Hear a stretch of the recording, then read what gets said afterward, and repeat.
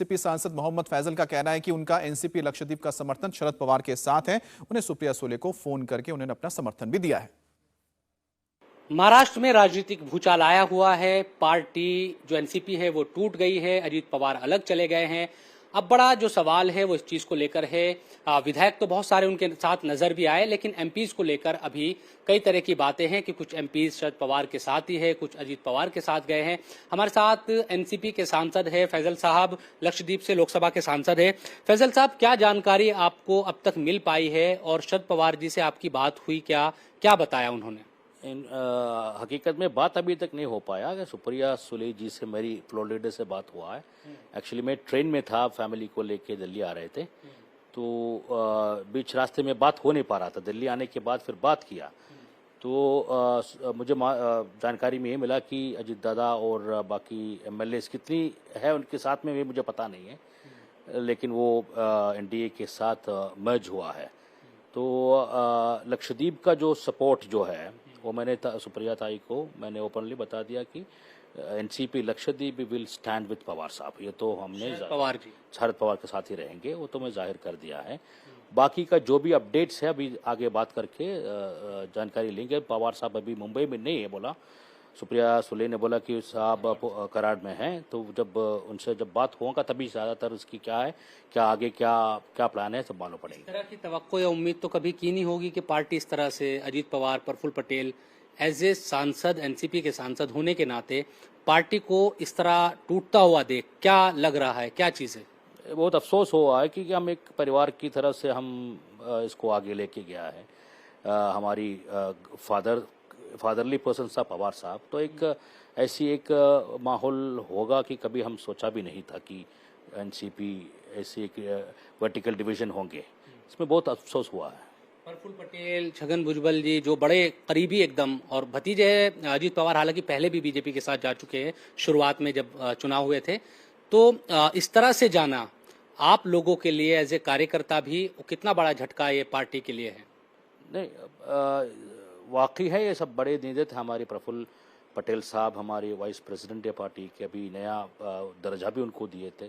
छगन भुजबल साहब भी हमारे सीनियर लीडर थे, लेकिन पता नहीं इसके अंदर क्या हुआ एक्चुअली। अभी ज़्यादा इन्फॉर्मेशन उनसे पवार साहब से बात करने के बाद ही मिलेंगे, तब जाके मैं कुछ कर पाऊंगा इसके ऊपर क्या है। क्या सोच रहे हैं अब, अगर पार्टी को एकजुट रखना है, तमाम चीज़ें जिस तरह खबरें आ रही है, कैसे आप लोग लक्षद्वीप में भी या दूसरी जगह जो भी आपके समर्थक है उनको समझा पा रहे हैं? फ़ोन तो बहुत आ रहे होंगे आपके पास कल से ही, और क्या सोच रहे हैं शरद पवार साहब किस तरह से अब क्या पार्टी को एकजुट कर पाएंगे, चीज़ों को एकजुट कर पाएंगे ये, या फिर 24 से पहले पार्टी बिखर जाएगी?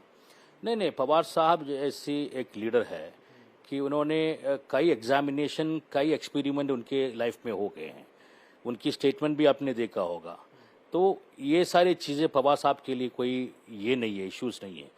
तो पवार साहब जैसे एक लीडर की लोगों से जुड़े हुए हैं, ग्राउंड रियलिटी में अगर जो लीडर्स अगर लीडर्स चले गए, लेकिन लोग उनके साथ अभी भी जुड़े हैं। कि मैं अभी पार्टी की नेशनल जनरल सेक्रेटरी भी हूँ।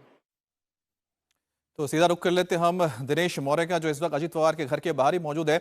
दिनेश, आपने जब समर्थकों से बात की तो वो तो उत्साह में है, लेकिन एक बात जो जयंत पाटिल कह गए, उनका ये कहना है कि नंबर्स हमारे साथ हैं, 44 का आंकड़ा वो दे रहे अगर 9 हटा दिया जाए इंक्लूडिंग अजीत पवार। और साथ ही उनका ये भी दावा है कि कल जिन्होंने शपथ ग्रहण किया था वो आज किसके साथ है? शरद पवार के साथ है। जरा इस पर अपनी एक आपने अगर क्रॉस अपने किया हो, कितने लोग गए हैं अजीत पवार के साथ, जरा बताइए दर्शकों, क्योंकि उन्होंने तो प्रश्न चिन्ह लगा दिया है।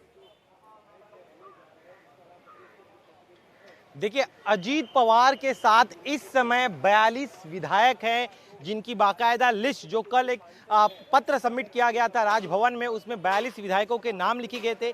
इनके अलावा कुछ और विधायक ग्रामीण इलाकों से मुंबई आने के लिए निकले थे। कुछ विधायक मुंबई पहुंच चुके हैं, उन्हीं में से एक विधायक मिटकरी भी है। आशुतोष काले नाम के एक एनसीपी के विधायक है जो विदेश में थे, जो आज दोपहर तक मुंबई पहुंच जाएंगे। तो ये वो विधायक हैं जिन्होंने मौखिक रूप से अजीत पवार को समर्थन दे दिया है। इस समय अगर प्रैक्टिकली बात करें तो 7 ही ऐसे विधायक हैं जिन्हें अजीत पवार कैंप कन्विंस नहीं कर पाया है, जिनमें जयंत पाटिल, जितेंद्र आव्हाड, अनिल देशमुख, प्राजक्त तानपुरे, इनके अलावा सुनील भुसारा, रोहित पवार। ऐसे ये कुल सिर्फ 7 विधायक हैं जिन्हें अजीत पवार कन्विंस नहीं कर पाए, लेकिन इसके अलावा बाकी तमाम विधायक जो है उन्हें कन्विंस करने में अजीत पवार कामयाब रह चुके हैं। जयंत पाटिल जो बयान दे रहे हैं वो पोस्चरिंग है, वो पोस्चरिंग करना जरूरी है, क्योंकि अगर वो हार मान लेते, क्योंकि यही गलती उद्धव ठाकरे ने की थी जिसका खामियाजा यह भुगतना पड़ा कि उनकी सरकार जो है फ्लोर टेस्ट भी उन्होंने चेक नहीं किया, बाद में उन्हें नुकसान उठाना पड़ा। और यही वजह कि अभी इस समय जो है